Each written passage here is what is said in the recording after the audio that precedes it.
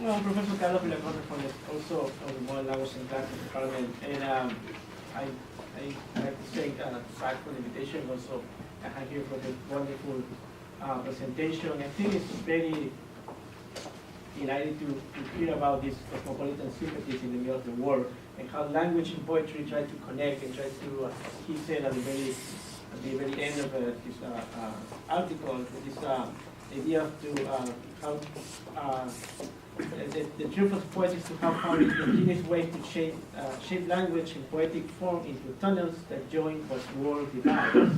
I think that's very important because for most Latin American writers, as also Zach said, we were in the late 19th century and the early 20th century more concerned about cosmopolitan writers that traveled to France and have a coffee and light a cigarette and enjoy the view of the Eiffel Tower.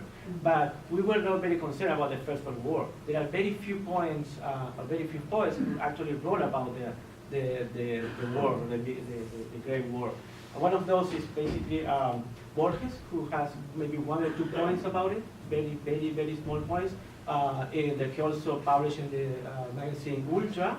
But when he left Europe, he left Spain, he went back to Argentina, he started writing about another kind of poetry. It's basically about writing about the city of Buenos Aires, and not the whole city. I'm not talking about the masses, I'm not talking about the cinemas, no. He started writing about his small house in a small town outside of the beautiful Buenos Aires. So he kind of retrieved this cosmopolitan way. Another writer, the Chilean Vicente Huidobro, was one of few points about the war. His most famous is Altazor, or the Voyage in the Parachute, and where he has one line that he says, and Europe has already begun to bury its dead. And that wasn't work. Next page.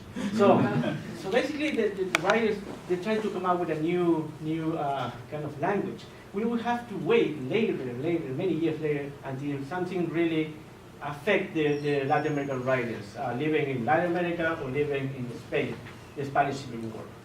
So we're talking about 1976 to 1979. And I'm trying to find very hard which point can be related to the talk. And this is the point that by famous our Peruvian writer Cesar Vallejo. This is a translation by Robert Wright. How he basically erased, any side of the people who were fighting in the Spanish Civil War. And that actually makes a lot of sense with your presentation, because and also Vallejo connects with the idea of the Christian mythology and the Jesus Christ, and he basically says this, masses. When the battle was over, and this is interesting because it's any battle, and the fighter was dead, a man came toward him and said to him, "Do not die, I love you. I love you so." But the corpse how sad when on dying. And two came near and repeated, "Do not leave us, courage, return to life." But the corpse how sad when on dying. 20 right, 100,000, 500,000 shouting, so much love, and he can do nothing against death. But the corpse how sad when on dying. Millions of people stood around him, all with the same request, "Stay here, brother." But the corpse how sad when on dying. Then all the men on the earth stood around him. The corpse looked at them, sadly, deeply moved, put his arms around the first man, and started to walk. He didn't buy chocolate.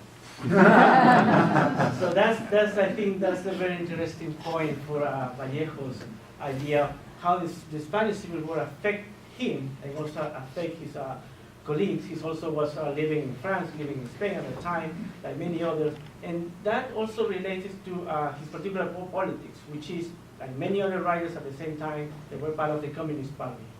In the case of Vallejo, he traveled to Russia. He was the first Peruvian, he also wrote it, like first Peruvian in Moscow. One of his books in the early 1970s, if I'm wrong, 20s. And then like other writers also like Pablo Neruda, also Chilean writer, they were, his politics affected the writing, but in the case of Vallejo, he tried to avoid that kind of dogmatic leftist point of view to affect his poetry. He tried to embody more this idea of how to connect with other people, even if the other people is your enemy, because at the end of the world, everybody is going to be there. So I think this idea, this Catholic idea that if everybody can come together and through poetry, but also through the experience of the world and connect, we can get over it. We can overcome the consequences of being separated in this particular this crisis time of in Spain in the late 1979. There's so much I want to say, but I would like to just make the connection with Johan's presentation. Thank you. Thank you.